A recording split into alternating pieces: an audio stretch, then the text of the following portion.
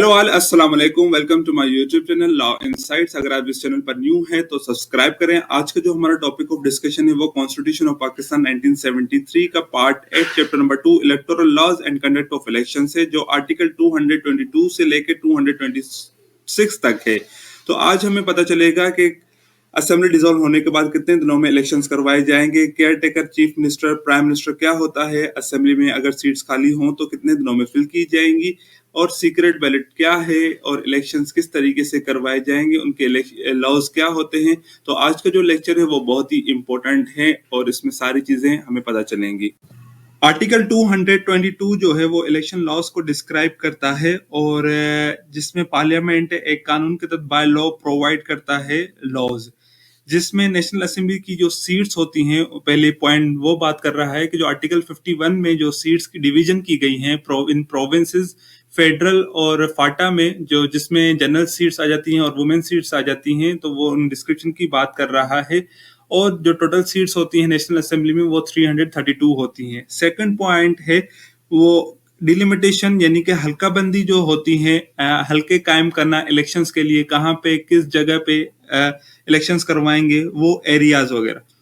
Third point जो है electoral laws हैं, जो इंतखाबी कवानीन वगैरह हैं, उनकी प्रिपरेशन करना। नंबर फोर्थ पॉइंट है इलेक्शंस करवाना, और जो इलेक्शन पटिशंस होंगी, जो डिस्प्यूट्स वगैरह होते हैं या क्वेश्चंस अराइज होते हैं इलेक्शंस पे, जो इनका रिजल्ट्स आते हैं उस पे क्वेश्चंस अराइज करना, उनकी पटिशंस वगैरह जो होती हैं वो ट्राइब्यूनल्स में होती है, उनके बाय लॉ प्रोवाइड करना। और जितने मैटर्स वगैरह हो गए करप्ट प्रैक्टिसेस या करप्शन, तो वो प्रोवाइड करना। और जितने नेसेसरी मैटर्स वगैरह हैं उसमें ये बयान करता है 222 आर्टिकल, उसमें पार्लियामेंट बाय लॉ प्रोवाइड करता है। आर्टिकल 223 बार अगेंस्ट डबल मेंबरशिप, यानी कि कोई भी शख्स एक ही वक्त में एक ही असेंबली का रुकन हो सकता है, यानी कि वो 2 या 2 से ज्यादा सीटों का रुकन नहीं हो सकता। या तो वो नेशनल असेंबली का, प्रोविजनल असेंबली का या सेनेट का रुकन हो सकता है एक ही वक्त में एक ही सीट का। मगर वो उम्मीदवार हो सकता है, वो ज्यादा सीटों का उम्मीदवार हो सकता है। अगर वो मुंतखब हो जाता है उन सीट्स पर, तो वो सारी सीट्स विद इन 30 डेज, 30 दिन के अंदर अंदर वो सारी सीट्स रिजाइन करनी पड़ेगी, सिर्फ एक सीट के अलावा। अगर वो उन सीट्स पर रिजाइन नहीं करता तो 30 दिन के बाद जो सीट्स पर वो मुंतखब हुआ था वो खाली हो जाएंगी, यानी कि उसको सिर्फ इख्तियार है कि वो एक ही सीट होल्ड रखे अपने पास। आर्टिकल 224 बहुत ही इंपॉर्टेंट है, जो हमें इलेक्शंस का वक्त बताता है कि कब इलेक्शंस होंगे। अगर टर्म ऑफ असेंबली एक्सपायर हो जाती है, अगर चाहे वो नेशनल असेंबली हो या प्रोविजनल असेंबली हो, अगर वो उसकी मुद्दत खत्म हो जाती है, तो 60 दिन के अंदर अंदर इलेक्शंस करवाए जाएंगे, जनरल इलेक्शंस, और 14 दिन के अंदर रिजल्ट नुमाया किया जाएगा। Dissolution of national assembly under article 58, अगर नेशनल असेंबली आर्टिकल 58 के तहत डिसोल्व हो जाती है तो प्रेसिडेंट इन कंसल्टेशन करके प्राइम मिनिस्टर से, जो प्राइम मिनिस्टर पहले था उससे, और लीडर ऑफ अपोजिशन से एक caretaker prime minister appoint करेंगे। अगर प्रोविजनल असेंबली डिसोल्व हो जाती है अंडर आर्टिकल 112 पे, तो गवर्नर अपॉइंट करेगा care taker chief minister CM, in consultation करके, मुशावरत करके, जो पहले सीएम था सूबे का और लीडर ऑफ अपोजिशन से। जितने भी मेंबर्स होंगे केयर टेकर कैबिनेट के, या जो प्राइम मिनिस्टर होगा केयर टेकर, या चीफ मिनिस्टर होगा किसी भी सूबे का, वो और उनकी जो फैमिलीज होंगी जिसमें उसके स्पाउस और चिल्ड्रन आ जाते हैं, वो एलिजिबल नहीं होंगे जो आम इंतखाबात होने वाले हैं। नेशनल असेंबली और प्रोविजनल असेंबली अगर डिसोल्व हो चुकी है तो वो जनरल इलेक्शंस करवाए जाएंगे 90 डेज के अंदर अंदर उस डिसोल्यूशन के बाद। अगर 91 डे भी हो चुका है तो वो इलीगल इलेक्शंस होंगे और उनका जो रिजल्ट है वो 14 डेज के अंदर नुमाया किया जाएगा।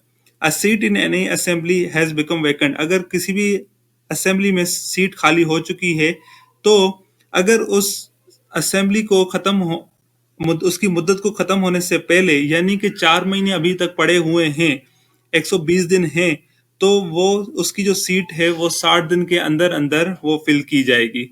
आर्टिकल 224 ही कंटिन्यू है, ये सारे क्लॉजेज ही हैं आर्टिकल 224 के।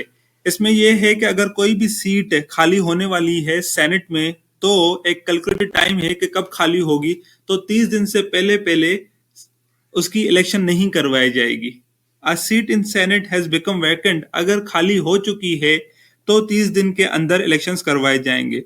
और जो सीट्स रिजर्व होती हैं वुमेन के लिए और नेशनल नॉन मुस्लिम्स के लिए, नेशनल असेंबली हो या प्रोविजनल असेंबली में, अगर वो खाली हो जाती है, यानी कि उसका एक्सीडेंट हो गया है या वो रिजाइन कर चुका है, तो जो पार्टी लिस्ट में नेक्स्ट मेंबर होगा वो इन रिजर्व सीट्स पे फिल करेगा, यानी कि वो उन सीट्स को हैंड ओवर टेक ओवर करेगा। आर्टिकल 224 है वो रेजोल्यूशन कमेटी का बताता है या election commission. In case prime minister और लीडर ऑफ अपोजिशन अगर एग्री नहीं होते केयर टेकर प्राइम मिनिस्टर की अपॉइंटमेंट पे विद इन 3 डेज, अगर वो असेंबली डिसॉल्व हो चुकी है नेशनल असेंबली, तो फॉरवर्ड अगर वो एग्री नहीं करते 3 दिन के अंदर अंदर, तो वो अलग से 2 नॉमिनीज कमेटी को भेजेंगे। अब कमेटी की फॉर्मेशन क्या होगी, वो नेशनल असेंबली का जो स्पीकर होता है वो कॉन्स्टिट्यूट करेगा, बनाएगा। उसमें टोटल 8 मेंबर्स होंगे, नेशनल असेंबली के या सेनेट के या दोनों के, जिसमें इक्वल रिप्रेजेंटेशन होगी ट्रेजरी बेंचेस से, गवर्नमेंट से और अपोजिशन से। जो प्राइम मिनिस्टर और लीडर ऑफ अपोजिशन उसको नॉमिनेट करेंगे किसी भी मेंबर को। अब यहाँ पे प्रोविजनल असेंबली के केयर टेकर चीफ मिनिस्टर की बात हो रही है। अगर जो पिछला जो चीफ मिनिस्टर है और लीडर ऑफ अपोजिशन है वो एग्री नहीं होते असेंबली को डिसॉल्व हुए 3 डेज के अंदर अंदर, तो वो 2 अलग नॉमिनीज भेजेंगे कमेटी को। अब कमेटी कैसे कॉन्स्टिट्यूट होगी, वो प्रोविजनल असेंबली का स्पीकर कॉन्स्टिट्यूट करेगा और टोटल 6 मेंबर्स होंगे, जिसमें इक्वल रिप्रेजेंटेशन होगी, वो ट्रेजरी की होगी, जो गवर्नमेंट की और लीडर ऑफ यानी कि अपोजिशन पार्टीज की, और जो मेंबर्स उसमें नॉमिनेटेड होंगे वो चीफ मिनिस्टर करेगा और लीडर ऑफ अपोजिशन करेगा। और committee finalise names within 3 days, और कमेटी फाइनलाइज करेगी 3 डेज के अंदर अंदर नेम्स। अगर वो नहीं करती, इफ नॉट, तो वो फॉरवर्ड करेगी 2 दिन के अंदर इलेक्शन कमीशन को नेम्स।